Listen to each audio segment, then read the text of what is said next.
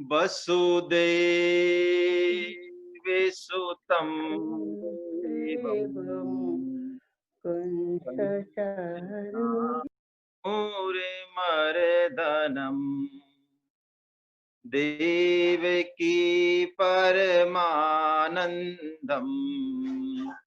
कृष्णं वंदे जगद्गुरु। आप सभी वैष्णव जनों के चरणों में बारंबार वंदन। हरे कृष्णा। श्रीमद् भगवद गीता का 15वां अध्याय पुरुषोत्तम योग के माध्यम से हम सब सत्संग लाभ प्राप्त कर रहे हैं। इस पुरुषोत्तम नाम के अध्याय में भगवान श्री कृष्ण संपूर्ण गीता का सार मानो बहुत सरल शब्दों में उड़ेल रहे हैं हम सबके लिए। शास्त्रों का शास्त्र उन्होंने इसे बताया, अपना नाम उन्होंने दिया। परम सिद्धे स्वामी जी महाराज कहते हैं कि 5-5 श्लोकों के 4 प्रकरण, कुल 20 श्लोक भगवान इस अध्याय में कहते हैं, जिसमें शुरू में 5 श्लोकों में भगवान संसार वृक्ष का वर्णन करते हैं। बहुत अद्भुत वर्णन है। शास्त्रों में जैसा वर्णन यहाँ आया है, शास्त्रों में भी वही बात है, लेकिन जिस सरलता से और जिस समग्रता से संक्षिप्त रूप में भगवान ने यहाँ वर्णन किया है, वो अन्यतम दुर्लभ है। उसके बाद भगवान जीव का वर्णन करते हैं और जीव से उनका जो संबंध है उसकी स्पष्ट उद्घोषणा करते हैं, जो कि हमारा प्राणाधार है, सभी साधकों का साधन का सार है, मानो वो संबल है हमारा। फिर भगवान कैसे जीव दूसरी योनियों में जाता है, क्या प्रक्रिया होती है, कैसे वो अटैच होता है, उसका वर्णन करते हैं। और लास्ट में भगवान इसको पूरे प्रकरण को सार रूप में समेटते हुए और स्वयं के बारे में वर्णन करते हैं। बहुत विलक्षण वर्णन। 2 श्लोक हम ले चुके हैं, जिसमें पहले श्लोक पे खूब अच्छी चर्चा हुई, जहां भगवान कहते हैं ऊर्ध्वमूलम मधः शाखम अश्वत्थम प्राहुरव्ययम छंदांसी यश पर्णानि यशतम वेद स वेदविता। भगवान कहते हैं वेदवित है कौन, जो इस संसार वृक्ष को जैसा मैं कह रहा हूं उस तरह का जान लेता है, इस संसार वृक्ष के मूल को जान लेता है। भगवान कहते हैं वेदवित वही है, क्योंकि वेदों का जो सार है भगवान 15.15 में बताएंगे, वेदों का सार भी भगवान श्री कृष्ण ही है। और भगवान कहते हैं ये जो संसार वृक्ष है, दूसरे श्लोक में बताते हैं, अनंत शाखाओं में इतना अनादि है, ये इतना लंबा चौड़ा है, इतना विस्तार है इसका, क्योंकि और सारा विस्तार मनुष्य लोक से ही है। मनुष्य योनि इसकी मुख्य शाखा है, जो कि ब्रह्मा जी के रूप में है। मनुष्य योनि से ही, कामना से ही, संग से ही इस वृक्ष का विस्तार होता है। अब भगवान आज तीसरे और चौथे श्लोक में ये वृक्ष कितना ही बड़ा हो, अनंत विस्तार वाला हो, लेकिन फिर भी हम, चाहे हम कहीं भी हो इस वृक्ष में, पास हो, जड़ के चाहे बहुत दूर हो, भगवान कहते हैं बहुत आसान तरीका बताते हैं और वो मूल कारण बताते हैं इस वृक्ष के पनपने का, और कैसे हम इस वृक्ष को काट कर परमात्म तत्व की खोज करें और खोज करते हुए उस मूल तक पहुंच जाएं। इन 2 श्लोकों में भगवान वर्णन करेंगे। बहुत विलक्षण श्लोक हैं, जैसा कि कल भी चर्चा हुई थी।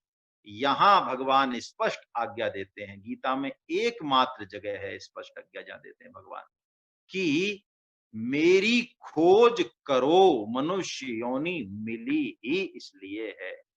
और खोज करने का तरीका, इस वृक्ष को काटने का जो कुल्हाड़ी है, जो हथियार है, वो भी भगवान बहुत स्पष्ट शब्दों में वर्णन करेंगे। आइए दूसरे श्लोक के बाद तीसरे श्लोक का हम वाचन करें, फिर उस पर थोड़ी चर्चा करेंगे। नैरूपमश्येह तथोपलभ्यते नान्तो न चादिर्न च संप्रतिष्ठा अश्वत्थमेनं सुविरूढमूला मसंगशस्त्रेण दृढेन चित्वा। भगवान कहते हैं ना, रूपम अश्य इह तथा उपलभ्यते। जैसा इस संसार का वास्तव में रूप है, वैसा यहाँ विचार करने पर मिलता नहीं है। क्यों? न अंतो न च आदिर न च संप्रतिष्ठा। न तो इसका आदि है, ना अंत है, ना इसकी स्थिति भी है, स्थिर भी नहीं है, हैं? हमें तो स्थिर दिखता है। अश्वत्थम एनम सुविरूढ़ मूलम। इसकी बहुत गहरी जड़ें हैं इस संसार की। कौन सी? परमात्मा वाली जड़ नहीं, अहमता, ममता और वासना रूपी जड़ें हैं। भगवान कह रहे हैं उन जड़ों को, इस संसार को, इस पीपल के वृक्ष रूपी संसार को असंग शस्त्रेन दृढ़ेन छित्त्वा, अर्जुन तू असंगता रूपी शस्त्र से काट ले। कैसा बढ़िया विलक्षण श्लोक। भगवान कह रहे हैं न रूपम अश्य इह तथा उपलभ्यते। जैसा हमको संसार दिखता है वैसा है नहीं। कैसा दिखता है? बहुत सुख में दिखता है, स्थिर भी दिखता है कि बस संसार तो है, कोई परिवर्तन हो नहीं रहा, इसमें ज्यादा हमें नहीं दिखता। परिवर्तन दिखता भी है तो बहुत आगे, बहुत काल में जाके दिखता है। लेकिन भगवान क्या कह रहे हैं? न अंतः न आदि न च संप्रतिष्ठा। इसका आदि, अंत और स्थिति है ही नहीं। कोई भी बड़े से बड़ा वैज्ञानिक हो, वो इस संसार का अंत और आदि खोज ही नहीं सकता। खोज ही नहीं। ऐसा नहीं है कि हमारे वैज्ञानिक उन्नत नहीं है, आज नहीं खोज पाए कल खोज लेंगे, ना ना। कितनी ही खोज कर लें, हाथ जो है जीरो आएगा। क्यों? ज्यों कोलू के बैल को घर ही कोस 50। स्वामी जी कहते हैं ना, मिटी न मन की वासना है, मिटी न मन की वासना, और ओ मिटी न मन की वासना और मिटी न मन की आस, ज्यों कोलू के बैल को घर ही कोस 50। आसन मारे क्या भाया, मुई न मन की आस। ये मन की कामना और वासना नहीं मरी, तो वो कहते हैं कितनी भी करोड़ों योनियों में हम घूम लें, कुछ हाथ आएगा नहीं। कैसे हाथ आएगा? भगवान कह रहे हैं वैसे हाथ आएगा। पहले तो समझे भगवान ऐसा क्यों कह रहे हैं कि जैसा रूप इसका वास्तव में है, वैसा विचार करने पर मिलता नहीं। देखिए, वेदांत कहता है कि जगत तो असत है, अनादि है, अव्यय कहा जाता है नहीं। भगवान भी यही कहते हैं, यानी एक क्षण भी ये स्थिर है ही नहीं, रुकने वाला ही नहीं है। 13वें अध्याय में हमने शुरू में ही पढ़ा कि कितना भी हम सूक्ष्म से सूक्ष्मदर्शी ले आए, संसार का दोबारा उसी स्थिति में फोटो नहीं ले सकते, यानी दर्शन नहीं कर सकते। क्यों? हमने 1 सेकंड के 1000वें हिस्से में भी देखा, तब तक जगत बदल चुका होगा। लेकिन निरंतर इसका प्रवाह है, जैसे कल हमने चर्चा की, इसलिए दिखता ऐसा है कि बिल्कुल स्थिर है। बड़े बड़े वैज्ञानिकों ने इसकी खोज की, प्रकृति के रहस्यों की। एक वैज्ञानिक हुए जेम्स जीनन, उन्होंने एक किताब लिखी है मिस्टीरियस यूनिवर्स। उन्होंने बहुत खोज की, तो उन्होंने अंत में यही निकाला कि ये ब्रह्मांड बहुत रहस्यमय है। उनका ये निष्कर्ष था कि बड़े से बड़ा वैज्ञानिक भी इसकी गहराई में नहीं जा सकता, इसके मूल में जा नहीं सकता। क्यों? माया है ही भगवान की ऐसी। भगवान तो बता रहे हैं बहुत सरल तरीका कि कैसे मूल से जाया जा सकता है, मूल पर कैसे माया को जीता जा सकता है। लेकिन यदि भगवान को छोड़ के सिर्फ जगत को ही हम देखते रहें, तो इसमें इसमें इतनी विलक्षणता है, इतनी सूक्ष्मता है, इतनी विविधता है। हम जंगल में भी चले जाएं, वहां पे कीड़े मकोड़े, प्रकृति, पेड़, तितली, कहीं भी हम देखें हमारी बुद्धि ठगी रह जाएगी। बड़े से बड़े महासागर में चले जाएं, बड़े से बड़े पर्वत, गुफाएं, उल्कापिंड, जहां भी हम जाना चाहें, अनंत है, अनंत, अनंत। और हमें ऐसा लगेगा, अरे ये तो बड़ा जो है, इसका कोई आदि अंत नहीं, कैसा है ये जगत। सुख में भी लग सकता है हमको, लेकिन सुख में है नहीं, हाँ, मूल को पकड़े तो बात अलग है, लेकिन वैसे मूल को पकड़े बिना भगवान को जाने बिना ये संसार दुखालय ही है, दुखालय ही है। यदि हम मूल की तरफ दृष्टि टिकाएंगे तो कन-कन में हमें परमात्मा दिख जाएगा। नहीं तो ये प्रकृति इतनी रहस्यमयी है, विवेकानंद जी कहते हैं कि भगवान ऐसे कारीगर हैं कि हर कण में, हर देश में, हर काल में वो स्थित हैं और मानो चुनौती दे रहे हों कि खोजी हो तो खोज ले मुझे। जैसे मानो हमें चुनौती दे रहे हैं। विवेकानंद जी तो कहते भी यही हैं कि हर एक के अंदर वो बुद्धत्व छुपा है, वो सत्य, वो परमात्मा छुपा है और उसको प्रकट करना, उस अनंतता को, उस सत्यता को, उस विलक्षणता को प्राप्त हो जाना, अनुभव करना ही मनुष्य जन्म का वास्तव में लक्ष्य है ना? लेकिन ये संसार, कबीर जी कहते हैं, ऊपर से मनमोहक दिखता है, इसमें सार कुछ नहीं है।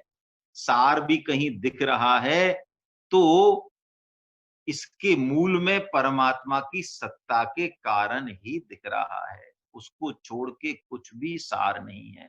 कबीर जी का एक बड़ा प्रसिद्ध हुआ है कि कबीरा यह संसार है, ज्यों से मर का फूल और दिन 10 के व्यवहार में झूठा रंग न भूल।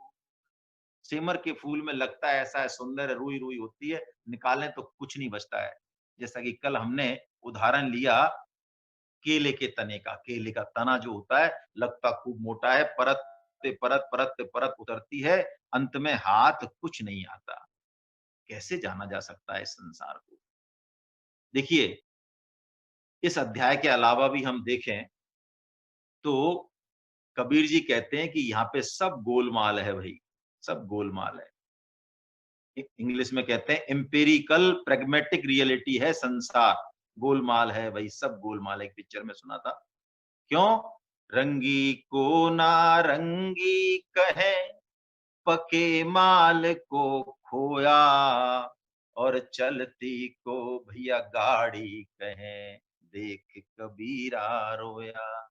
यानी संसार को देखना है तो ये सीधा नहीं है, उल्टा वृक्ष है।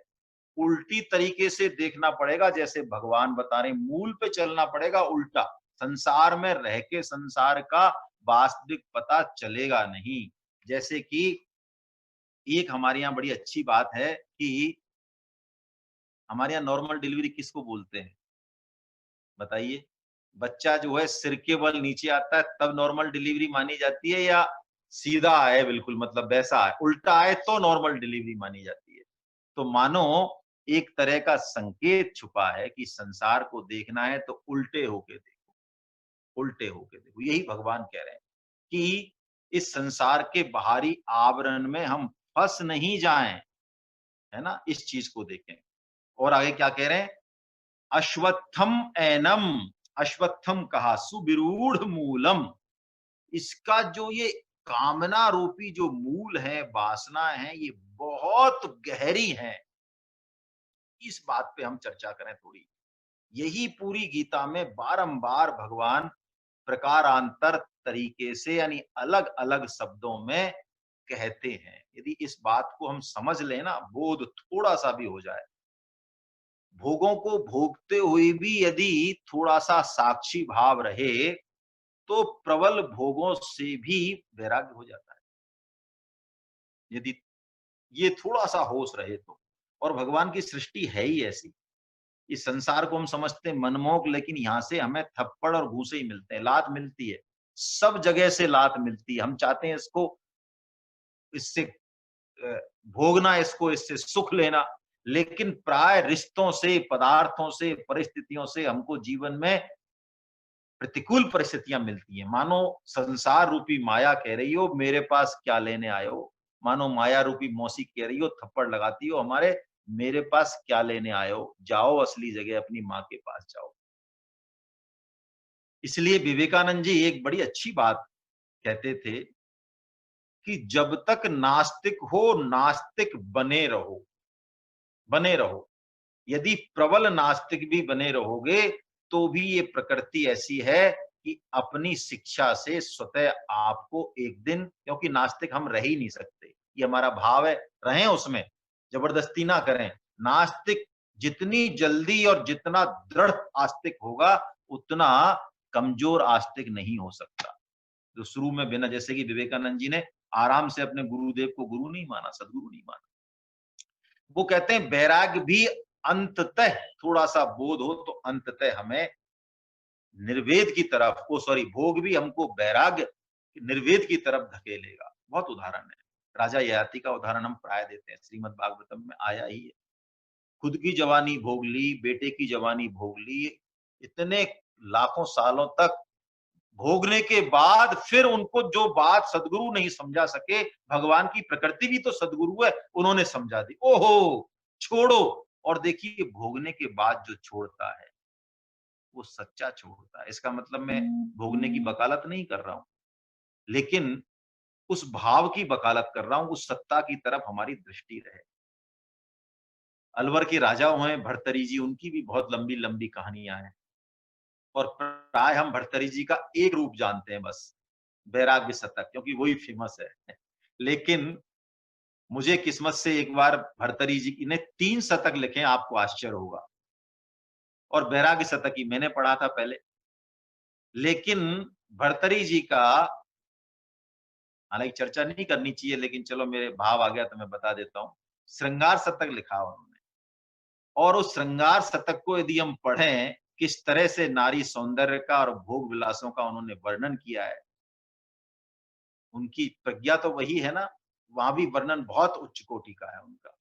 लेकिन उस वर्णन को पढ़ने के बाद ऐसा लग नहीं सकता कि भर्तरी जी के जीवन में कभी ऐसा वैराग्य घट सकता है, लेकिन एक घटना ने उनको वैराग्य दिला दिया। तो कामना हम छोड़ दें, सिर्फ कामना, या इसका बोध कर लें परमात्म तत्व का, तो जो है बात बन जाए।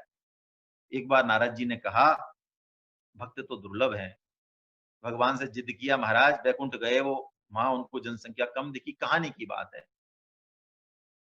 कहानी से हम मैसेज लें, बहुत ज्यादा उस पर नहीं जाएं।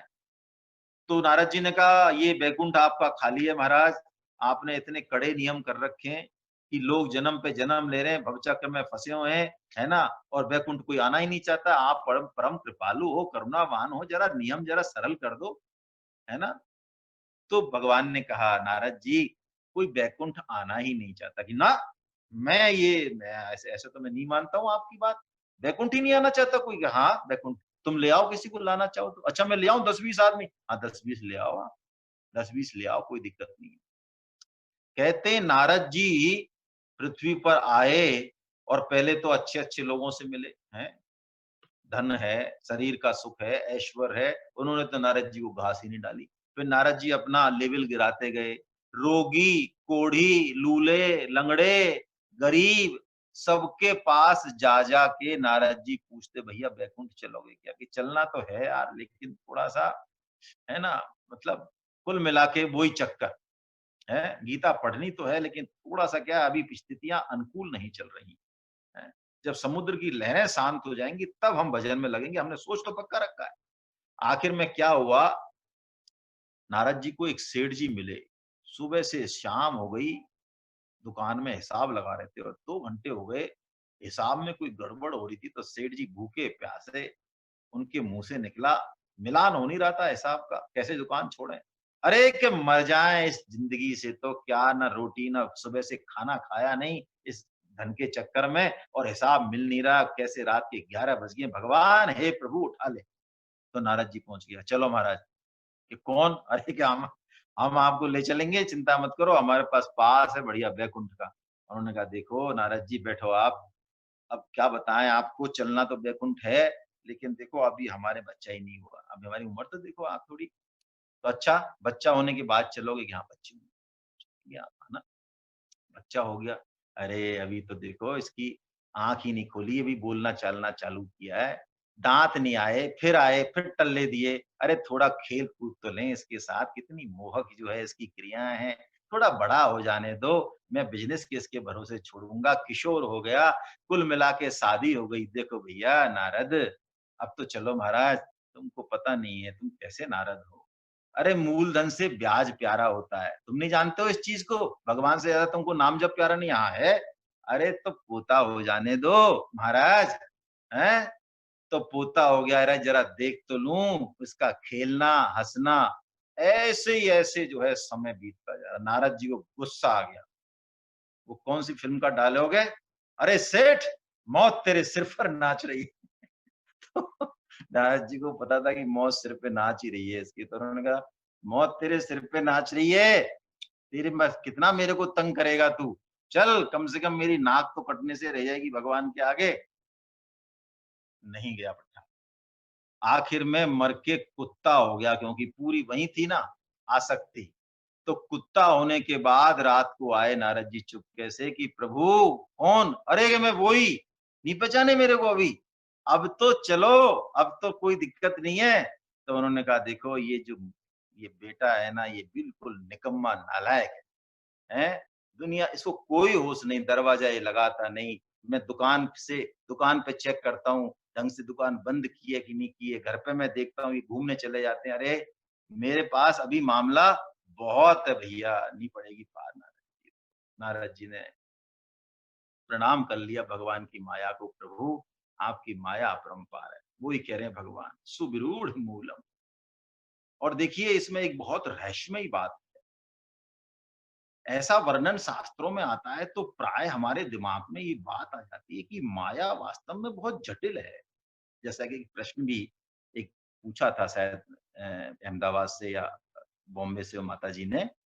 लेकिन स्वामी जी कहते हैं नहीं, माया कितनी भी प्रबल हो, लेकिन भगवान की जो वीटो पावर है मनुष्य को, वो उससे भी प्रबल है। यदि वो चाहे, कामना नहीं करे, उसमें ऐसी शक्ति दी है भगवान ने कि माया उसके कहीं आड़े नहीं आती। बस एक बार दृढ़ निश्चय कर ले, उसमें इतनी ताकत है। लेकिन अपनी कामना के कारण उसको माया नहीं, खुद की आसक्ति बांध देती है।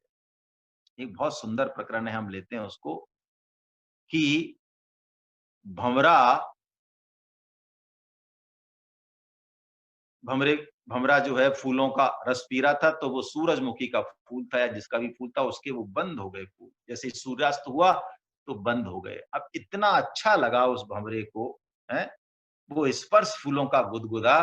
तो उसने सोचा, वैसे तो देखो भमरा चाहे तो लकड़ी में छेद कर दे, लेकिन उसने सोचा अब रात ही तो है, रात की तो बात है, सुबह अपने आप भगवान जो है भास्कर उदय होंगे, और भगवान भास्कर उदय होंगे तो ये फूल की पंखुड़ियां जो है खुलेंगी, और खुलेंगी तो मैं तुरंत जो है उड़ के चला जाऊंगा।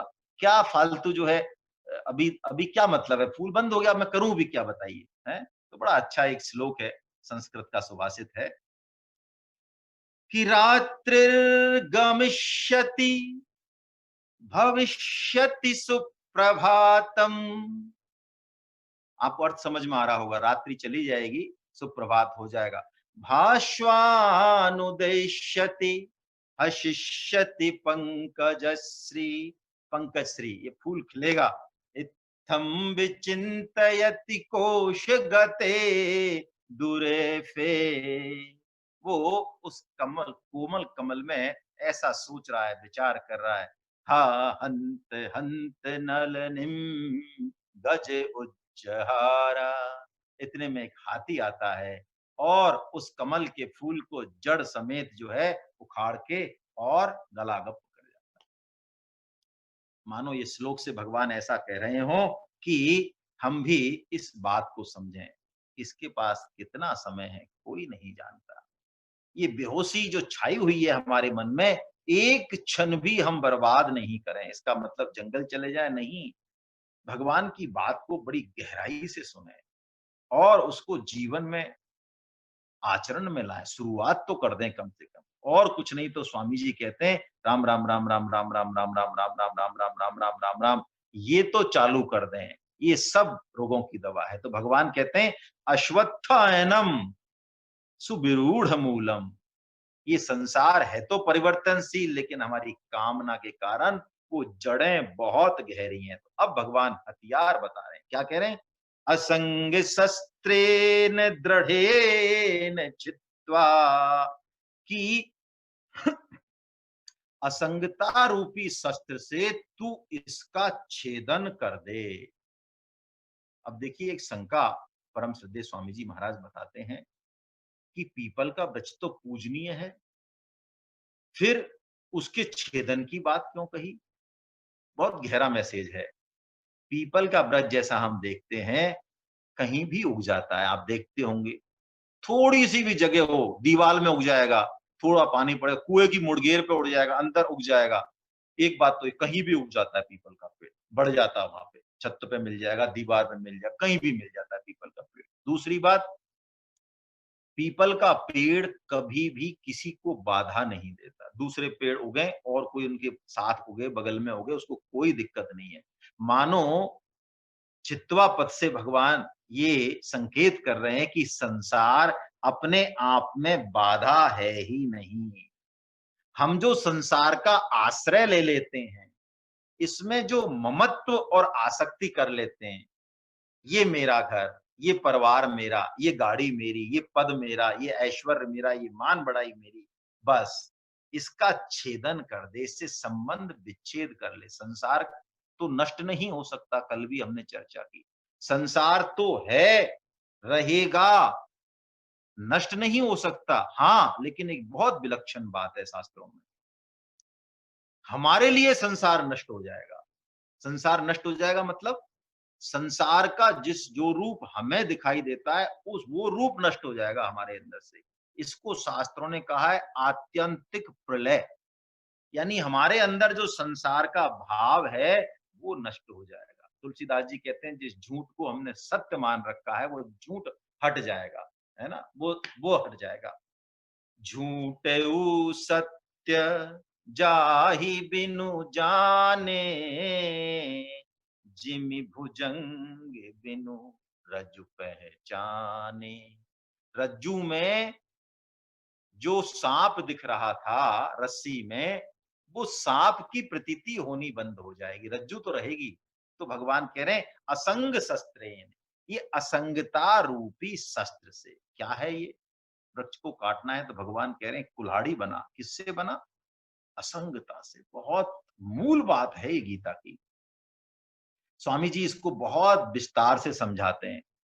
स्वामी जी कहते हैं सबसे पहले तो स्थूल वैराग्य, वैराग्य असंगता एक ही बात है। स्थूल वैराग्य क्या? शुरुआत यहां से।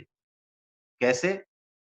धन हमारा नहीं, जमीन हमारी नहीं, मकान हमारा नहीं है, गाड़ी, फ्रिज, कूलर, ये स्थूल जो है जिसको वित्तेषणा भी कह सकते हैं, कल हमने समझा।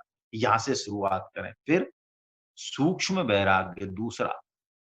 सूक्ष्म कौन सा? ममता। किसके प्रति? स्वजनों के प्रति, बहुत गहरी होती है।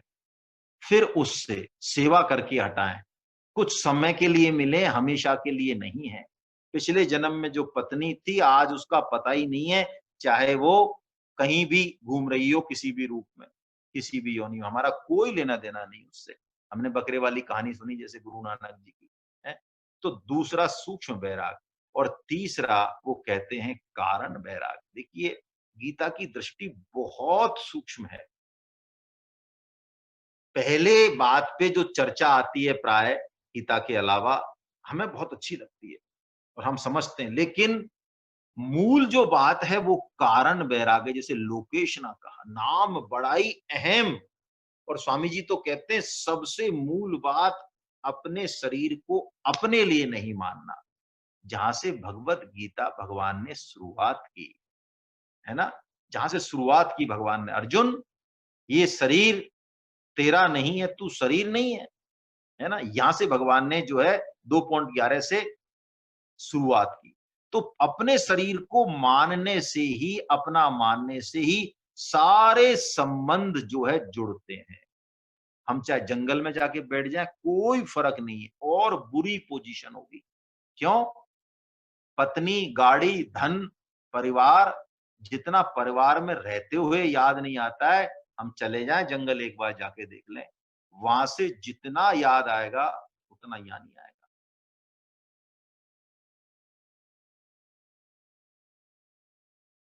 अष्टधाम में 7.4 और 5 में भगवान श्री कृष्ण अहम को सबसे लास्ट भूमि रापो अनल वायु खम मनोरबुद्धि रे विचय है।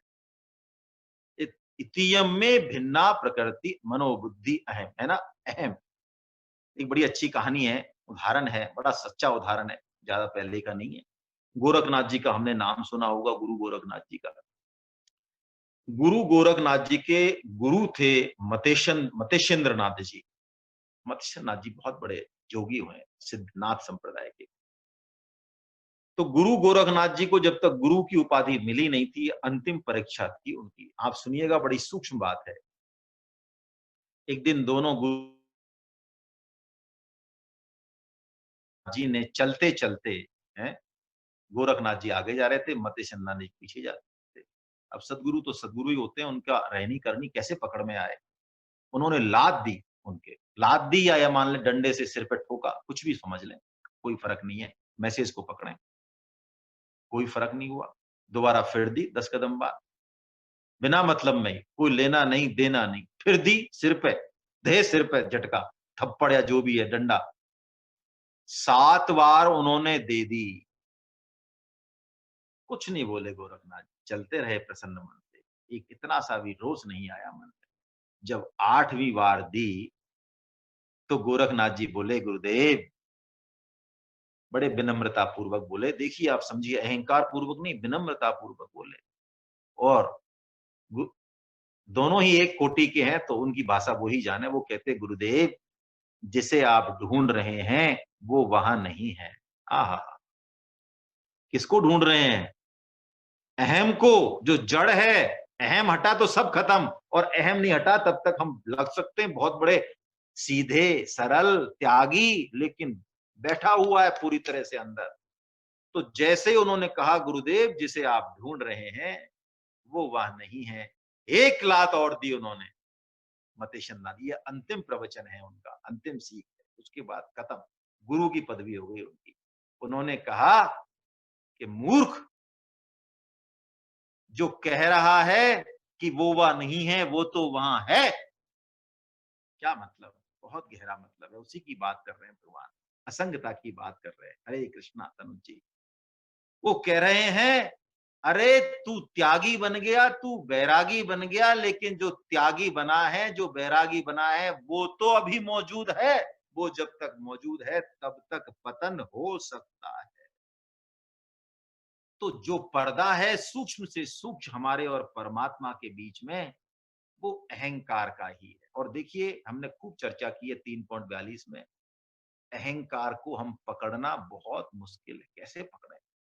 बुद्धि से बुद्धि से पकड़ते हैं हम चीजों को, लेकिन बुद्धि का तो वो करता है, वो प्रेरक है बुद्धि का। तो बुद्धि से तो अहंकार कैसे पकड़ में आए? लेकिन फिर भी सदगुरु सदगुरु ही हैं, शास्त्र शास्त्री ही हैं, वो तरकीब बताते हैं। देखिए, एक बहुत ही प्यारा सुंदर सा उदाहरण है। अहंकार को मान लें अपनी छाया, तो छाया को हम पकड़ सकते हैं क्या?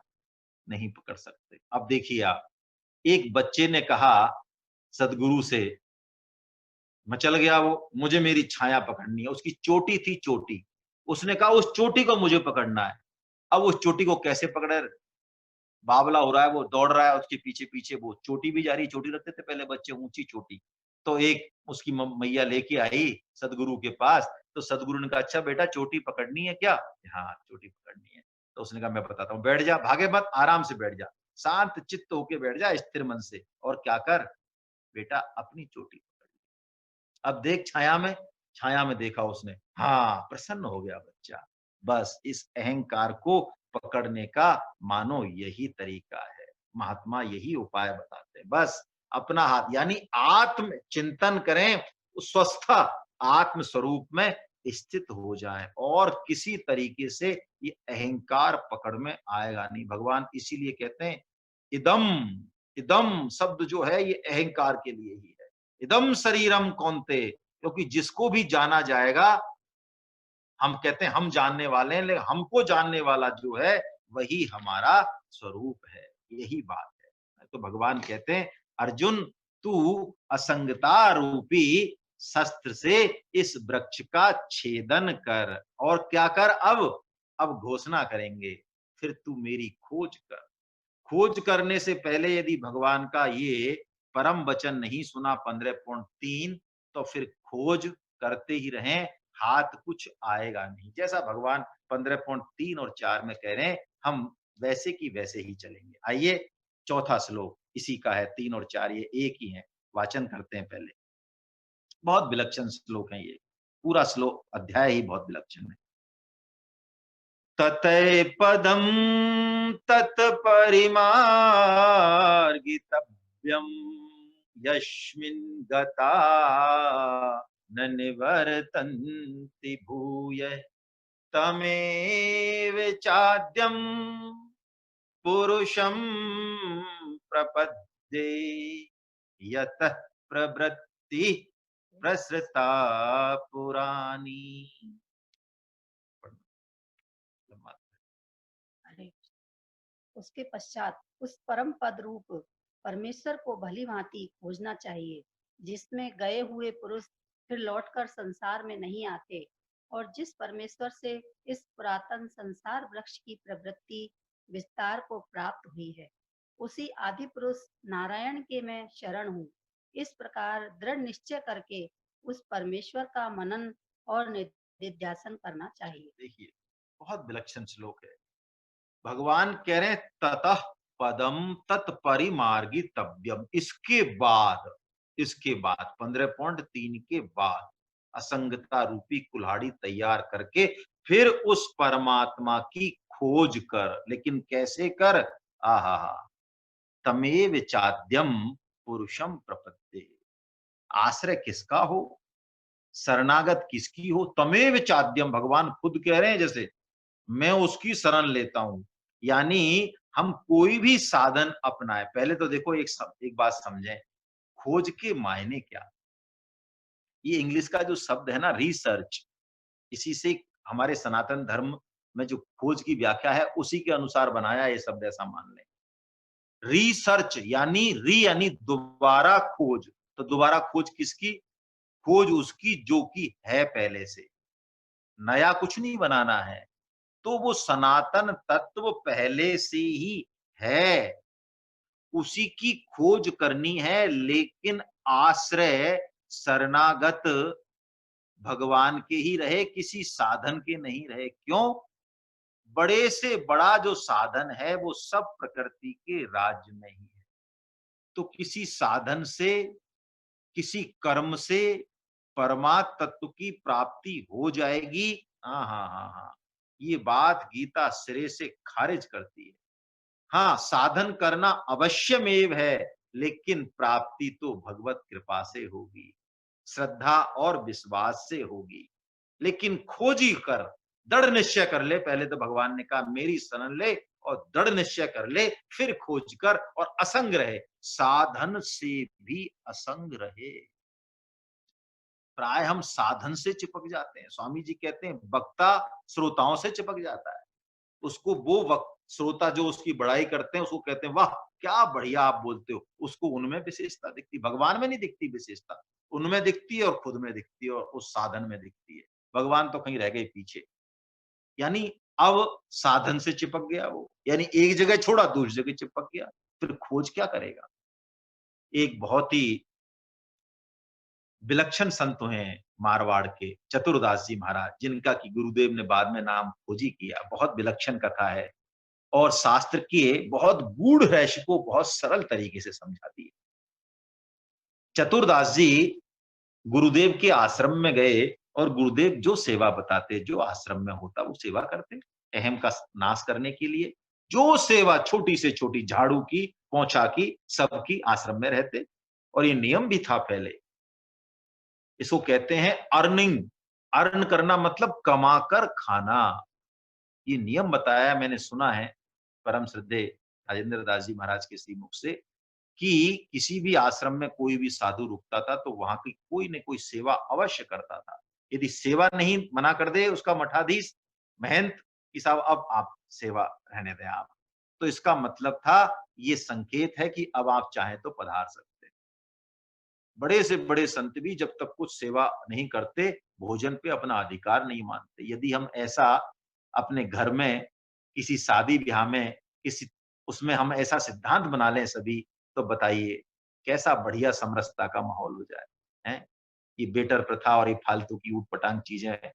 तो एक दिन क्या हुआ, उन्होंने झाड़ू लगाया, पीपल का वृक्ष था बहुत बड़ा आश्रम में, वो पीपल के पेड़ और पत्ते वगैरह झाड़ू लगा दिए एक तरफ। इतने में गुरुदेव आए लघु शंका के लिए, तो वो दौड़ के जल लेके आए, खड़े हो गए, गुरुदेव लघु शंका कर रहे थे। जहां उन्होंने ढेर लगाया, गुरुदेव वहीं लघु शंका के लिए बैठ गए धूप आश्रम में। तो जब लघु शंका से आए गुरुदेव, तो वो हंसते हुए आए। तो चतुरदास जी ने पूछा हाथ धुलाते, जय जय, हंस रहे हैं तो इसका मतलब गुरुदेव ऐसे तो कभी नहीं हंसते, जय जय आप क्यों मंद मंद मुस्कुरा रहे हैं? तो सदगुरुदेव ने कहा, अरे तू कैसा शिष्य है, तू इतना भी नहीं जानता मैं क्यों मुस्कुरा रहा हूं, तू गुरुदेव की बात नहीं जानता मन की, तू कैसा शिष्य है, तुझे मैं सेवा से पृथक करता हूं, तू हट जा मेरे यहां से, आंखों से, मेरी सेवा से कोई सेवा वेवा नहीं है, और तू निकल जा आश्रम से, बाहर निकल जा, और जब तक मत आना जब तक तेरे को कारण पता नहीं चले।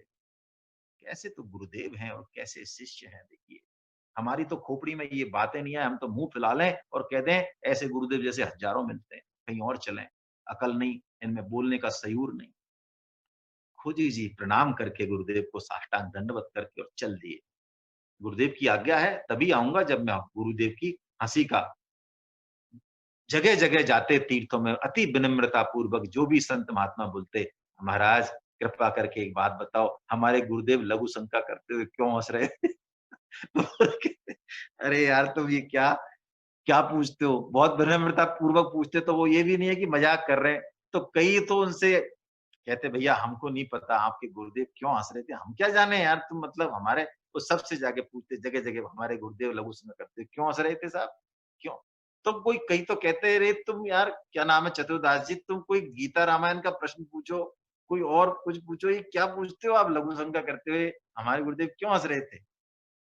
लेकिन वो भी ऐसे जिद्दी, कितनी फटकार मिली, कुछ मिला वो गए। वो ढूँढते, ढूँढते, ढूँढते, ढूँढते, खोजते, खोजते काशी पहुँच गए, और काशी जब पहुँचे तो कबीर जी उनकी सच्ची गुरु निष्ठा पर रीझ गए। कबीर जी से जब कबीर जी की शरण में गए तो कबीर जी ने कहा, अरे! ओ हो! तुम्हारे गुरुदेव तो परमहंस हैं। पूरी कथा उन्होंने सुनी, अच्छा। उन्होंने कहा तुम समझे नहीं, गुरुदेव ने तुमको समस्त शास्त्रों का रहस्य प्रकट कर दिया। इस पुरुषोत्तम योग का क्या? वो कहते हैं ये पीपल के जो बीज होता है, जो फल होता है उसमें हजारों बीज होते हैं? और वो बीज गुरुदेव की जो भव चक्र है, वो लघु शंका रूपी जो है भव चक्र रूपी सागर है, उसमें वो बीज लुढ़क पुढ़क हो रहे हैं और कहां से कहां पहुंच रहे हैं।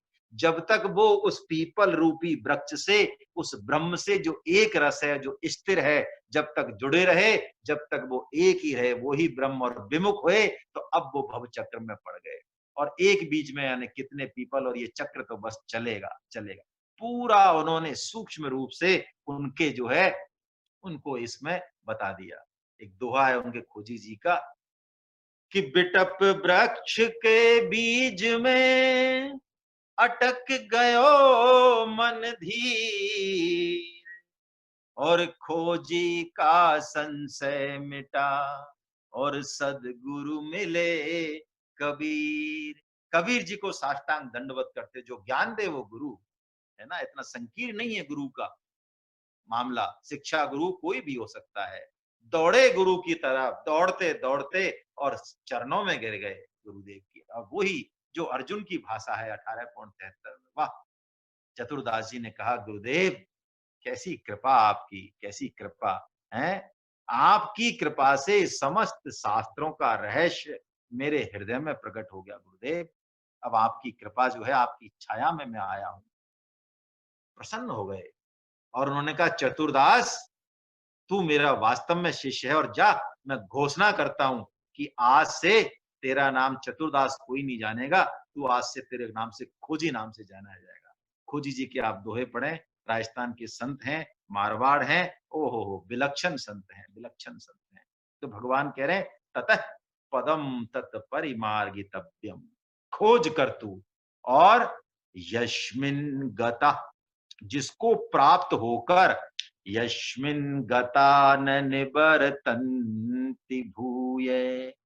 क्योंकि एक बार तूने यदि उसको प्राप्त कर लिया, उस रहस्य को अनुभव में आ गया, एक बार परमात्म प्राप्ति हो गई तो बस हो गई। फिर जो है मोह नहीं होगा, क्योंकि बोध स्वयं में होता है, करण निरपेक्ष है बोध। अज्ञान की सत्ता है ही नहीं, प्रतीति तो हो रही है, बंधन है ही नहीं, माना हुआ ही तो है। तो एक बार ये नष्ट हुआ, और नष्ट हुआ तो फिर ये सदा के लिए नष्ट होता है, जैसा कि भगवान श्री कृष्ण घोषणा करते हैं 4.35 में, यज ज्ञात्वा न पुनर्मेहम, है ना, यद ज्ञात शशि पांडवा, है ना। अर्जुन के भगवान श्री कृष्ण कहते हैं, अर्जुन तू जैसे ही इस मोह से पार हो जाएगा, फिर तू संपूर्ण भूतों में मुझे ही देखेगा। और क्या देखेगा? वस्तुतः बूंद भी खत्म हो जाती है। बहुत गहरी बात है, इसलिए तो कोई कह नहीं पाता। जब तक बूंद है तब तक तो कह पाता है मैं बूंद हूं, ये सागर है। जब तक अहम है, अहम का क्षुद्र अंश है, तब तक कह पाता है। जैसा कबीर जी कहते हैं, फिर बोल नहीं पाता। क्यों? कौन बोलेगा? कबीर जी की जो उलट बांसी है खतरनाक है, बहुत खतरनाक। गीता भगवत कृपा से मैं इसमें कुछ डुबकी लगाएं तो कबीर की उलट बांसी कुछ समझ में आती है, नहीं तो शब्दार्थ लगते हैं। कबीर जी कहते हैं, हे रत हे सखी, रहा कबीर हेराय, और बूंद समानी समुद्र में, फिर कत हेरी जाए। वो बूंद खोजने चली थी समुद्र को, लेकिन खोजने पे पता चला कि बूंद तो रही ही नहीं, वो तो सागर ही है। सच्ची बात यही है कि लगन से जो खोजने जाता है, वो अपने अहम को खो देता है। उसका जो क्षुद्र अहम है, जो अंश है, वो बस अंशी स्वरूप ही हो जाता है। इसीलिए तो कबीर जी कहते हैं, कबीर जी की भाषा बहुत अलग है। कबीर जी कहते हैं ना, कबीरा खड़ा बाजार में, लिए लुकाठी हाथ, और जो घर फूके आपनो, चले हमारे साथ। हमें तो यही पढ़ाया गया इस अर्थ, इस दोहे का, और यही हमने समझा। ये भगवत गीता जब परम श्रद्धेय स्वामी जी के जो है आंखों से थोड़ी बहुत देखने की कोशिश की, तब समझ में आया कि घर फूकना क्या है। जो अपने आप को मिटाने के लिए तैयार हो, कबीर जी कहते हैं घर फूके, जो अपनापन, ये मैंपन जो मिटाने के लिए, जो अहम, जो अष्टधा प्रकृति का राजा है, जो सबसे सूक्ष्म है। क्यों? अहम को कोई नहीं मिटने देता। हमारी पहचान खो जाए, हम स्त्री पुरुष नाम खो जाए, ये बातें हम कर लें, लेकिन ये खोने लगता है साधन करने पर, तो हम कहते हैं नहीं नहीं नहीं नहीं नहीं, यही तो हमारी पहचान है। असली पहचान भूल के हम नकली पहचान को पकड़े रहते हैं। गौतम बुद्ध के जीवन की एक बहुत प्यारी घटना है। गौतम बुद्ध एक जगह रुके हुए थे, सत्संग कर रहे थे, चातुर्मास कर रहे थे या जो भी। वहां का राजा, वो भी भक्त था, लेकिन शुद्ध भक्त नहीं था, भक्त था। तो एक दिन बड़ा फंक्शन था, बड़ा उत्सव था, बड़ा सत्संग था। तो वो राजा अपने राजकोष से एक बहुत सुंदर अनमोल हीरा निकाल के, और बड़े गर्व से, बड़े अहम से चला। उसकी पत्नी बहुत भक्ता थी, वो गर्व से चला कि आज मैं बुद्ध को वो भेंट दूंगा जो जिंदगी में उन्होंने देखी नहीं होगी। ऐसा अनमोल हीरा उन्होंने जिंदगी में नहीं देखा हुआ। आज मैं अपने राज्य का सर्वोच्च अनमोल हीरा उनको प्रकट कर दूं। देखिए कैसा अहम है सर्वोच्च हीरा। लेकिन उसकी पत्नी ने कहा कि आप मेरी बात मानो तो एक गुलाब का फूल ले जाओ खिलता हुआ, शायद गौतम बुद्ध को वो ज्यादा पसंद आए, इससे तो कम से कम। तो उसने कहा चलो, लेकिन तुम कहती हो तो मैं लेके जाता हूँ। दोनों चीज लेके गया। भीड़ लगी हुई थी। अब हीरा है ना, फूल के चक्कर में तो शायद इंतजार करता, लेकिन हीरा इंतजार नहीं करने देगा। ये समस्या है अहम की, अहम इंतजार नहीं कर सकता। पहुंच गया, भीड़ को चीर के गौतम बुद्ध ने देखा तो बड़े ठसक से प्रणाम किया। प्रणाम में भी, है ना, सरलता में, दीनता में ज्यादा अहंकार छिपा रहता है यदि देखें तो हम, है ना। प्रणाम किया और हीरा अर्पण किया। बुद्ध ने देखा हीरा और कहा गिरा दो, गिरा दो, गिरा दो। गिरा दिया हीरा। फिर फूल अर्पण किया, गिरा दो, है ये भी गिरा दो। फिर दोबारा जो है साष्टांग दंडवत किया। फिर कहा गिरा दो, तो उसने कहा अब क्या गिरा दूं, अब तो मैं गिर तो गया, पूरा ही दंडवत दे दी ना साष्टांग। तो गौतम बुद्ध के दो शिष्य जो बड़े परम प्रिय शिष्य थे उनके, हैं, एक तो मोदगलायन है और एक सारीपुत्र है। उन्होंने कहा अरे सम्राट, अपने आप को गिरा दो, ये अहम लेके जो तुम साष्टांग दंडवत कर रहे हो, लेकिन अहम ये सांप जो है अभी भी आपका उछल रहा है, इस अहम को गिरा दो। कृपा हुई भगवान बुद्ध की और राजा जो है अहम गलित होके शून्य हो गया, अहम शून्य हो गया।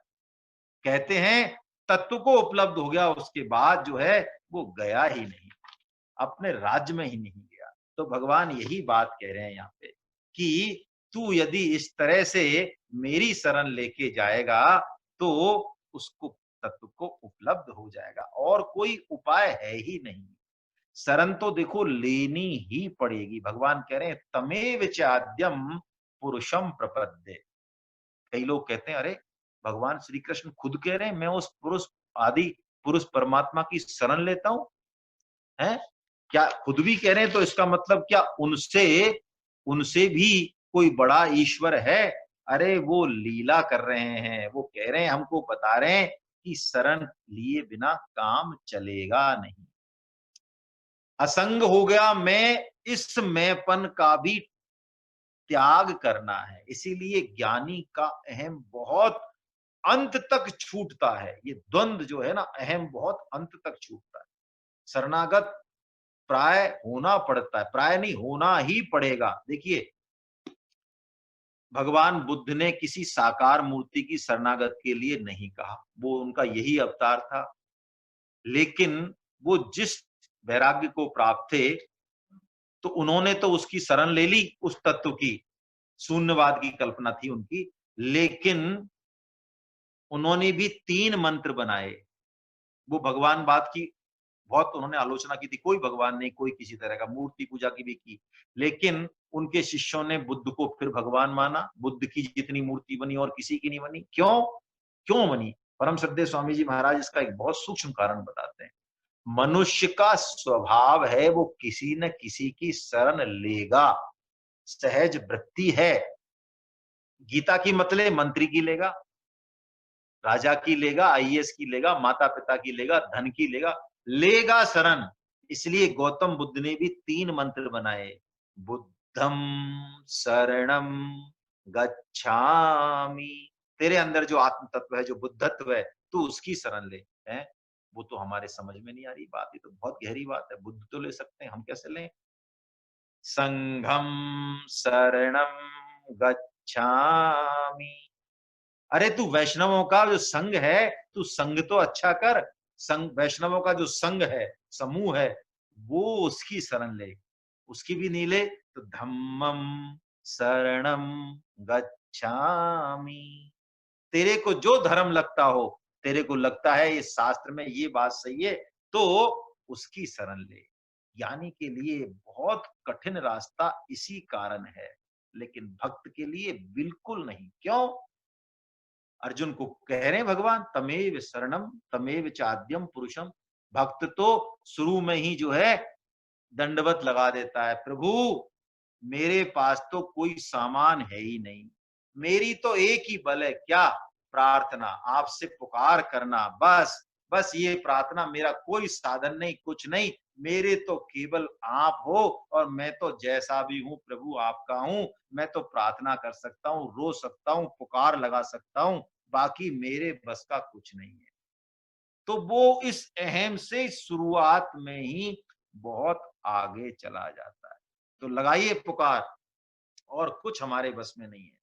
हे नाथ, हे नाथ, हे मेरे नाथ, हे मेरे मैं नाथ, केवल आपका मैं हूँ। केवल आपका हूँ। हे नाथ, हे नाथ, हे मेरे नाथ, हे मेरे नाथ, आप कृपा करो, आप कृपा करो, मैं आपको भूलूं नहीं। मैं आपको बस रोम रोम से, रोए रोए से ये प्रार्थना निकले, ये हृदय से निकले, इसके अलावा कोई और उपाय है ही नहीं। देखिए कोई और, ये नाम जब भी प्रार्थना ही है, हरे राम हरे राम हरे राम राम राम हरे हरे, हरे कृष्ण कृष्ण कृष्ण हरे हरे, क्या है ये प्रार्थना ही है। और भक्त जिस ग्रंथ को हृदय से लगाते हैं, भक्तमाल में नाभाजी तो अंत में और शुरू में, शुरुआत भी इसी से करते हैं और अंत भी ग्रंथ का इसी से ही करते हैं। बहुत प्यारी बात है। अग्रदेव अज्ञादयी, अग्रदेव गुरु का नाम है नाभाजी के। अग्रदेव अज्ञादयी भक्तन को जस गाव, और भव सागर के तरन को नाहिन और उपाय। नाभाजी ने कहा मैं कैसे लिख दूंगा भक्तमाल, मेरे पास क्या ताकत है। गुरुदेव आप आज्ञा तो दे रहे हैं, तो गुरुदेव ने कहा तो मैं आज्ञा दे रहा हूं, तो ताकत भी मैं ही दे रहा हूं। अरे तुम्हें क्या लिखना है, तुम तो लिखने वाले हो ही नहीं। हाँ फिर ठीक है। अरे जिस भक्त को लिखवाना होगा अपना चरित्र, 100 साल पुराना है तो, 200 साल पुराना है तो, 500 साल पुराना है तो, वो आपके हृदय में आएगा और अपना चरित्र खुद कहेगा। तो बस नाभाजी ने उन्मुक्त कंठ से भक्तों के चरित्र गाए, ये भगवत चर्चा ही की है, ये सत्संग ही किया है। और वो कहते हैं जो हरि प्राप्ति की आस है तो हरिजन गुण गान, हरि नहीं हरिजन कहा उन्होंने। जो हरि प्राप्ति की आस है तो हरिजन गुण गाय, न तरु सुकृत भुंजे भी जो जन्म जन्म पछताए। तेरे जो कर्म संस्कार है वो बीज भुनेंगे नहीं यदि ये नहीं करेगा तो, कितना ही तू कर ले साधन, फिर भव चक्र में उलझता रहेगा। इसलिए भक्त दास संग्रह करे कथन श्रवण अनुमोद, सो प्रभु प्यारो पुत्र जो बैठे हर की गोद। कैसी विलक्षण बात। नाभाजी तो नाभाजी है। वो कहते हैं कि अरे श्रवण कर ले, बोल ले मुख से चर्चा, बोल नहीं पाए तो सुन ले, और सुन नहीं पाए तो कम से कम अनुमोदन तो कर दे। वाह साधु साधु साधु। हमारे तनुज जी महाराज जो है, उनके एक ही शब्द रहता है बस, है साधु साधु साधु। आहा, मानो बस हवन, एक आहुति प्रभु हमारी भी, हमारे पास कुछ सामान नहीं है, लेकिन बस जो आप, जो भक्तों का चरित्र है, हमारी भी एक आहुति। कैसी प्रार्थना है हमारी, अद्भुत प्रार्थना है हमारे यहाँ पे, है? असतो माँ ज्योतिर्गमयो, ये असत की सीढ़ी से हे प्रभु हमको तू सत की ज्योति की तरफ ले जा। तमसो माँ ज्योतिर्गमयो, अंधकार से प्रकाश की तरफ ले जा हे प्रभु। मृत्योर्मामृतम गमयो, ये बिना प्रार्थना के देखिए त्याग का जो अभिमान है, वैराग का जो अभिमान है, वो दूर नहीं होगा। परम सत्य स्वामी जी महाराज ने भी इशारा किया है। प्राय जो त्यागी है, जो वैरागी है ना, उसकी भाषा, उसकी चाल, उसकी ढाल बहुत अकड़ वाली होगी, लगेगी नहीं, लेकिन अंदर बहुत तगड़ा अहंकार होता है। अहंकारी का अहंकार दिखेगा, हमारा दिखेगा और नहीं। वो किसी राजा को देख के ये नहीं कहेगा कि बहुत बढ़िया है, ये राजकाज चला रहा है, भगवान का रूप है। वो कहता है ऐसे राज, ऐसा राज और गाड़ी घोड़े तो हमने जो है फेंक दिए उठा के, है ना। इसलिए भगवान कहते तू शरण हो जा, जिसकी भी चाहे, मूर्ति की हो जा, पत्थर की हो जा, सदगुरु की हो जा, प्रकृति की हो जा। देखिए प्रतीक का कोई मूल्य नहीं है। मूर्ति पूजा का विरोध जो करते हैं, वस्तुतः उनको मूर्ति पूजा का गहन तत्व पता ही नहीं है। प्रतीक का मतलब ही नहीं है भगवत गीता के हिसाब से देखा जाए तो। हम जो शरण हो रहे हैं, हमारा जो भाव है, उसका मतलब है। क्यों? यदि शरण होना हमने नहीं सीखा, अरे हम शुरू में माता पिता के शरण नहीं हुए हैं, छोटी छोटी चीजों के शरण नहीं हुए, तो उस परम तत्व की शरण कैसे होंगे? और शरण होने से ही अहम शून्यता आएगी, सरलता आएगी। इसलिए भगवान श्री कृष्ण स्वयं कह रहे हैं कि मैं उसके शरण होता हूं, उस तत्व के शरण होता हूं। है? तो सबको शरण होना पड़ेगा। कहने का मतलब, मैं दो धर्मों की बात, जैसे हमने बौद्ध धर्म की बात कर ली, महावीर जी ने भी शरण की बात नहीं की। क्यों नहीं की? वो कहते हैं उस आत्म तत्व की ही शरण हो जाइए, लेकिन उस आत्म तत्व की शरण खुद ही हो सकते हैं। ऐसे त्यागी बैरागी हो सकते हैं, आम जन हमारे जैसा नहीं हो सकता, पता ही नहीं है उस स्वरूप का। एक सच्ची घटना है, कृपया इसको अन्यथा नहीं लें। कहते हैं मुरारजी देसाई जब प्रधानमंत्री थे, तो आचार्य तुलसी जी बहुत विलक्षण, है ना, महावीर जी की कोटि के भक्त हैं, तो उनके यहाँ पे ऐसा कहते हैं, मुझे तो नहीं पता, मैंने पढ़ा है, प्रमाणिक पढ़ा है कि जैन साधु किसी को नमस्कार नहीं करते। क्यों? वो एक ही जगह उस तत्व को देखते हैं, उनका भाव ये रहता है। तो मुरारजी देसाई गए उनके पास, मुरारजी देसाई भी, उनका भी व्यक्तित्व साधु का था, प्रधानमंत्री होते हुए भी। तो इनसे मिलने गए खुद आचार्य तुलसी जी, तो आचार्य तुलसी जी बैठे हुए थे सिंहासन पे, तो इन्होंने नमस्कार किया हाथ जोड़ के। तो उन्होंने नमस्कार का जवाब नहीं दिया। उनको अखरी ये बात, अखरी ऐसे नहीं कि उनके अहम था, उन्होंने पूछा कि क्यों नहीं नमस्कार आपने, मैंने किया तो आपने मेरा नमस्कार नहीं लिया। तो उन्होंने कहा नमस्कार, और आपने जवाब भी नहीं दिया, आशीर्वाद भी नहीं दिया आपने, तो ना नमस्कार किया। तो उन्होंने कहा देखिए, नमस्कार के योग्य कोई है नहीं और आशीर्वाद देने वाले हम हैं नहीं। तो उन्होंने कहा फिर आप ऊपर क्यों बैठे हैं, मैं नीचे क्यों बैठा हूं? यदि सभी कुछ ब्रह्म है तो मेरे को भी आपको ऊपर आसन देना चाहिए। मेरे ऊपर बैठने से आपके अहम को क्यों, यदि आप नमस्कार नहीं लेते हैं, ना देते हैं, तो मुझे भी आपको मना करवानी चाहिए थी कि भैया आप नमस्कार मत कीजिए, नमस्कार के योग कोई भी नहीं है। ये छिपकली भी तो ऊपर बैठी। कहने का मतलब उनका काफी बात हुई। कुल मिला के हम मूल तत्व ये पकड़े कि जो आत्म तत्व है उसको सब जगह बहुत कम, बहुत बैरागी लोग ही देख सकते हैं, बाकी नहीं देख सकते, बाकी नहीं देख सकते, है ना। धार्मिकता बहुत ही अलग चीज है, नैतिकता अलग चीज है। नैतिकता दूसरों पे निर्भर है, धार्मिकता खुद पर निर्भर है, खुद पर निर्भर है। नैतिकता जो है, इनमें नैतिकता में अहम का पोषण है प्राय, है ना। नैतिक आदमी हमें बहुत भला दिखेगा, बहुत परोपकारी दिखेगा, लेकिन मूल में ऐसी बात है नहीं। क्यों?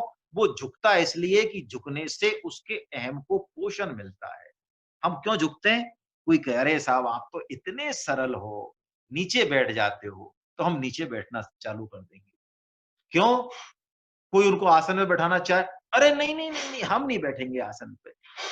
क्यों? नीचे बैठने से उनके अहम को पोषण मिल रहा है। तो कुल मिला के बात जो यहाँ पे भगवान कह रहे हैं, ये बड़ी सूक्ष्म बात है। इसी को हम समझें कि नीचे बैठना, ऊपर बैठना, सरल होना और सरल दिखना, दोनों में फर्क है। नैतिक आदमी सरल दिखता है, धार्मिक आदमी सरल होता है। हो सकता है उसको आप 56 भोग खिला दें, वो खा ले। वो ऊपर बैठा दो, तुरंत बाद उनको नीचे बैठा दो, बैठ जाए शायद। उनके उनके ऊपर नीचे में अब कोई भेद बचा नहीं, लेकिन उसको पहचानना हमारे लिए मुश्किल होगा। हाँ, नैतिक आदमी को हम पहचान यार, ये बहुत ही अच्छे आदमी, लेकिन उनके पीछे अहम जो है वो छिपा रहता है। भगवान कहते हैं यतः प्रवृत्ति प्रसृता पुरानी, ये जो संसार वृक्ष है इसका विस्तार है, ये तो चला आ रहा है अनादि काल से, ये चला आ रहा है। तो भगवान ने इन दो श्लोकों में, अरे समय हो गया, विलक्षण, हाँ तो बहुत जल्दी समय हो गया 2 श्लोकों में। तो भगवान कह रहे हैं कि चलिए दोनों श्लोक पूरे हो गए, कोई बात नहीं, ये इसमें टाइम लगेगा इन पूरे श्लोकों में भी। ये श्लोक बहुत ही भाव वाले श्लोक हैं, ये सारे हैं तो ये 20 श्लोक, लेकिन इनमें बात कुछ छुपी हुई है। तो भगवान ने बहुत विलक्षण बात तीसरे और चौथे में बताई। पहले तो भगवान ने बताया कि कुल्हाड़ी कौन सी हो। बहुत स्पष्ट वर्णन, असंगता रूपी कुल्हाड़ी हो। फिर साधन कोई सा हो, भगवान ने कुछ नहीं कहा, कुछ किसी भी चीज के बारे में रिकमेंडेशन नहीं की। देखिए कैसी विलक्षण बात है, जहां भी रुचि हो वैसे जाओ, साधन से भी असंगता हो। और दूसरी बात भगवान ने बताई, शरणागत हो, प्रपद्यम तमेव चाद्यम पुरुषम प्रपद्ये। और तीसरी बात कही, दूसरी बात कह के स्पष्ट आज्ञा दी, अब कोई संशय नहीं होना चाहिए, तू खोज कर मेरी, खोज कर। ये मनुष्य जन्म की यही एक वास्तविक काम है, करणीय तत्व यही है। परम सद्य स्वामी जी महाराज कहते हैं, इंपॉर्टेंट से इंपॉर्टेंट, महत्वपूर्ण से महत्वपूर्ण काम जिसे हम समझते हैं, वो हम चले गए तो भी हो जाएगा। घर का हो, ऑफिस का हो, संसार हो जाएगा, कोई ना कोई कर देगा। लेकिन ये जो काम है, ये कोई दूसरा हमारे लिए कर नहीं सकता, ये हमको ही करना है। यही मैसेज है भगवान का। हरे कृष्णा हरे कृष्णा हरे कृष्णा। मैं अब, कुछ लोगों ने, कुछ साधक जो है पूछना चाह रहे हैं कुछ, बहुत बढ़िया, महावीर बंसल साहब भी कुछ पूछना चाह रहे हैं। जय हो आपकी। मैं पहले प्रमोद दसोरा साहब को अनम्यूट कर रहा हूं, अनम्यूट कीजिए सर अपने आप को। दसोरा साहब एक बार अनम्यूट कीजिए जी, पूछिए अब आप। हरे हरे कृष्णा। जी सर। सर आपने जो खोजी संत थे, उनके गुरु का एक प्रकरण आपने वो बताया कि वो पीपल के वृक्ष वाला, उनको हंसी क्यों आई, तो कबीरदास जी ने उनको स्पष्ट किया था कि उनको हंसी क्यों आई। वो मेरे को समझ भी नहीं आया, वो आप उसका क्या आशय था और क्या हमको उससे ज्ञान मिला। मैं दोबारा निवेदन कर देता हूं सर। देखिए, आपके हिसाब से मैं अब अलग उपमा दे रहा हूं। जी पीपल के वृक्ष को, अब इस चैप्टर को भूल जाएं प्लीज थोड़ी देर, पीपल के वृक्ष को ब्रह्म मान लें, जी ठीक है। और पीपल के वृक्ष में जो फूल लगते हैं गूलर के, उसमें कहते हैं बहुत सारे बीज होते हैं, ये क्वालिटी है, हजारों बीज जी होते हैं एक ही फल में, हजारों हजार है। जी तो वो जीव मान लें आप। तो जीव जब तक परमात्मा से जुड़ा हुआ है तब तक कोई दिक्कत नहीं उसके सन्मुख है। परमात्मा से विमुख हुआ तो फिर भवचक्र रूपी, मूत्र रूपी, लघु शंका रूपी मल मूत्र में वो जन्मों जन्म के भटकता रहेगा, भटकता रहेगा। यही शास्त्र की बात है कि मूल की तरफ हम लौटें, मूल को पकड़ें, ये बात है सर, है ना। हाँ। ये 15 हाँ, अध्याय में पीपल पीपल के बारे में मैंने सुना है कि साहब पीपल के बीज बोने से, इसका बीजारोपण करने से पीपल का पेड़ नहीं उगता है। इसका हाँ बीजारोपण कौवा करता है, और इसीलिए हम बिल्कुल कौवे को श्राद्ध पक्ष में उसका अपन बिल्कुल सत्कार करते बिल्कुल हैं, क्योंकि बिल्कुल वो सही सुना, पीपल के बिल्कुल वृक्ष आपने सही का सुना। बीजारोपण कौवे के द्वारा होता है। हाँ बिल्कुल आपने सही सुना है सर, है ना। कौवे के जी द्वारा ही होता है पीपल के वृक्ष का। और इसमें भी शास्त्र का कोई गहरा मैसेज छुपा हुआ है ना। जी जी इसमें भी बहुत गहरा मैसेज छुपा हुआ। आपने बहुत अच्छा प्रश्न किया सर, बहुत बढ़िया, जी। आपको साधुवाद, साधुवाद आपको। अब मैं महावीर बंसल साहब से निवेदन कर रहा हूँ, अपने आप को अनम्यूट कर लें वो। जी सर। हो गया सर। हरे कृष्णा सर। हरे कृष्णा हरे कृष्णा सर, हरे कृष्णा हरे कृष्णा। सर। एक जिज्ञासा थी छोटी सी सर। सर सर अपन कहते हैं सर, असभिमान जाए नहीं मोरे, है ना। मैं केवल भगवान का हूँ, भगवान ही मेरे हैं। तो ये हाँ मैंपन तो है सर, है ना। और हाँ। हम कह रहे हैं कि मत्स्येंद्र नाथ जी ने कहा कि जय हो, जो ये कह रहा है वो जय तो हो, है।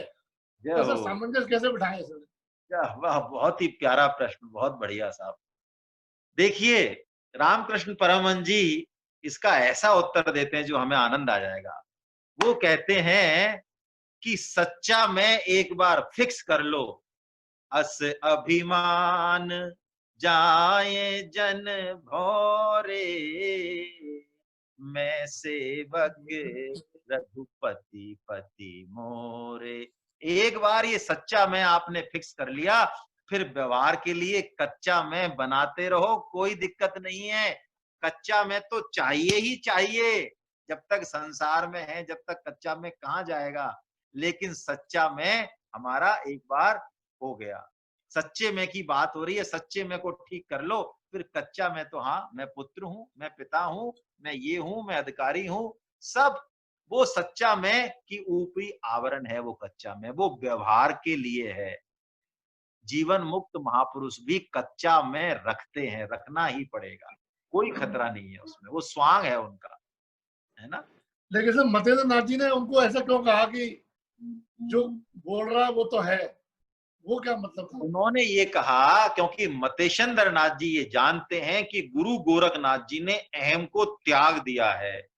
अहम को त्यागने के बाद की जो अंतिम अवस्था है उस पर वो अटके हुए थे कि मैं अहम को त्यागने वाला हूं। कैसी विलक्षण बात है मेरे में कि मैंने बुद्धि से परे अहम को भी त्याग दिया। लेकिन मतेशेंद्र नाथ जी कह रहे हैं इस अंतिम दीवार को भी तू गिरा दे। अहम को त्यागने वाला जब तक मौजूद है तब तक तू विराट में मिला कहां, क्षुद्र बचा हुआ है अंश अभी। इसलिए उन्होंने एक लात और दी, और गुरु की लात पड़ जाए तो फिर बचा क्या, फिर बेड़ा पार है? माता पिता की पिटाई यदि मिल जाए तो बेड़ा पार है। जय हो आपकी, जय हो महावीर जी। कैसा विलक्षण प्रश्न जो है आपने जो है पूछा है। मैं राजेंद्र जोशी साहब को और अनम्यूट कर रहा हूं। जी सर, अपने आप को अनम्यूट कर लें सर। जी sir. Sir Hare Hare Krishna sir. हरे कृष्णा सर। माफी चाहूंगा, थोड़ा सा कंफ्यूजन है। बंसल साहब का जो प्रश्न था उसी से रिलेटेड है कि हाँ। क्या करना चाहिए था गोरखनाथ जी को। अगर गोरखनाथ जी पलट कर ये जवाब नहीं दिया कि गुरुजी आप जहां अहम ढूंढ रहे हैं वहां अहम नहीं है, तो 7वें 8वें 10वें मैं तो कहता हूं 1000 वो मारते रहते हैं उनके गुरुजी। क्या करना चाहिए था आखिर गोरखनाथ जी को आपके हिसाब से? देखिए, ये जो कहानियां हैं इनमें हम प्रक्रिया को नहीं पकड़ के इनके तत्व को पकड़े। अभी मैंने 7 लात ही क्यों कही, कई जगह आपको 10 मिल जाएंगी, लेकिन भगवत गीता के आधार पर 7 लात इसलिए कहीं, या 8 मान लें।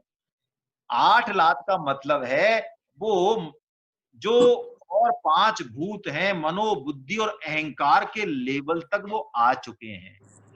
अहंकार का भी उन्होंने त्याग कर दिया, लेकिन अहंकार को त्याग करने वाला अभी बैठा हुआ है। आप समझे, आपने घर त्याग दिया, लेकिन वन में मैं जाता हूं आपके पास कि महाराज मेरा तो जो है घर है 500 गज का। अरे कि तुम क्या 500 गज के घर की बात करने लगते हो संतोष जी, 2500 गज का मैं एनआरआई कॉलोनी में मकान त्याग के यहाँ बैठा हूं। तो आपने त्यागा या नहीं त्यागा? नहीं त्यागा। बस, तो वो त्यागने वाला अहम का अभी बैठा हुआ था गोरखनाथ जी में। इसलिए अंतिम जो लात थी उनकी, पहली लात है इसलिए मान लें कि इनका क्या लेवल है ऐसा मान लें। अंतिम लात इसलिए है कि अहम के त्यागने वाले का भी तू त्याग कर दे। बूंद समुद्र बन गई तो अब बचा क्या? जब तक बूंद है तब तक तो अस्तित्व है ना। वो अनुभव होने के बाद फिर बस व्यवहार के लिए, सांसारिक व्यवहार के लिए वो मैं बचेगा जो महावीर जी इशारा कर रहे हैं, है ना, महावीर बंसल साहब। फिर वो बचेगा। फिर मैं शिष्य भी हूं, मैं, मेरे गुरुदेव भी हैं, लेकिन गुरु और मेरे में जो आत्मा है वो एक ही है। गधे में, भैंस में, सर्वत्र जगत में आत्मा एक ही है। वो अनुभव हो गया। व्यवहार के लिए मैं बचा, बस कच्चा मैं बोलते हैं रामकृष्ण परमहंस जी। कच्चा मैं तो रहेगा, रहना ही चाहिए, पक्का मैं। हरे कृष्णा। बहुत बहुत हरे- धन्यवाद आप सर सभी एक को। जी सर एक छोटा सा प्रश्न पूछना चाह रही थी सर। इसका 15वें का दूसरे जो श्लोक है हाँ उसके बारे में सर आपने बताया कि मूल तत्व तो परमात्मा है। हाँ वृक्ष का जो मूल है मतलब जड़ से हो गया तो वो परमात्मा है। लेकिन सेकंड श्लोक में ये भी कहा गया है कि जड़ों का विस्तार चारों तरफ से है, तो जड़ को संसार रूप से भी उन्होंने जोड़ दिया और मूल जो जड़ है उसको परमात्मा बताया। तो जड़ को संसार रूप से भी जोड़ा है और परमात्मा से भी जोड़ा है। दो बातें हैं। मैंने आपको निवेदन किया, दोबारा करता हूं। दो मूलों की चर्चा कर रहे हैं, उसमें हम प्राय कंफ्यूज हो ही जाते हैं। जो संसार वृक्ष का मूल है यानी जड़ है वो तो परमात्मा है। एक जो शाखाओं का मूल है, जो शाखाएं बढ़ रही हैं, ये संसार वृक्ष जो बढ़ रहा है उसका जो बढ़ना है, उसका जो कारण है, उसका जो मूल है वो कामना रूपी, वासना रूपी मूल की चर्चा कर रहे हैं भगवान। परमात्मा रूपी मूल की नहीं कर रहे हैं। अच्छा ठीक है वो सर। जो मूल है जिसकी आप कह रही हैं वो कामना रूपी मूल है। परमात्मा रूपी मूल तो संसार वृक्ष का ही मूल है पूरे का। संसार वृक्ष के वृक्ष का मूल जान लिया तो फिर आप किसी भी शाखा पे हो, कहीं भी हो, कोई फर्क नहीं पड़ता, कोई फर्क नहीं पड़ता, क्योंकि वो तत्व समझ में आ गया ना। जी लेकिन भगवान कह रहे हैं ये कामना रूपी मूल इतना गहरा है, इतना जकड़न है इसकी कि आदमी उस जड़ की तरफ, परमात्मा रूपी जड़ की तरफ जा ही नहीं पाता। ये भगवान कह रहे हैं। ठीक है सर। हरे कृष्ण। गोविंद। हाँ, मैं एक और आपसे निवेदन कर दूं, मैं भूल गया, कल शायद क्लास नहीं हो पाएगी, है ना? मैं मैसेज दूं तो ही होगी, नहीं तो शायद नहीं हो पाएगी, है ना? हरे कृष्ण। गोविंद जय जय गोपाल जय जय, गोपाल जय जय, राधा रमन हरि गोविंद जय जय, राधा रमण हरि गोविंद जय जय, गोविंद जय जय गोपाल जय जय, गोविंद जय जय गोपाल जय जय, राधा रमन हरि गोविंद जय जय, राधा रमण हरि गोविंद जय जय, राधा रमन हरि गोविंद जय जय। राधा रमण हरि गोविंद जय जय, नाम संकीर्तनम यस्य नाम संकीर्तनम यश सर्व पाप प्रणाशनम, सर्व पाप प्रणाशनम, प्रणामो दुःख समनस्तं नमामि हरिं परम। प्रणामो दुःख शमनस्तं नमामि हरिं परम।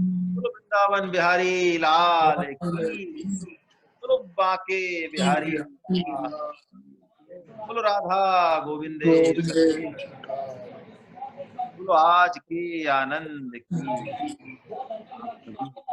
वैष्णव जनों के चरणों में मेरा बारंबार दंडवत प्रणाम। हरे कृष्णा हरे कृष्णा हरे कृष्णा हरे कृष्णा हरे कृष्णा हरे कृष्णा हरे कृष्णा हरे।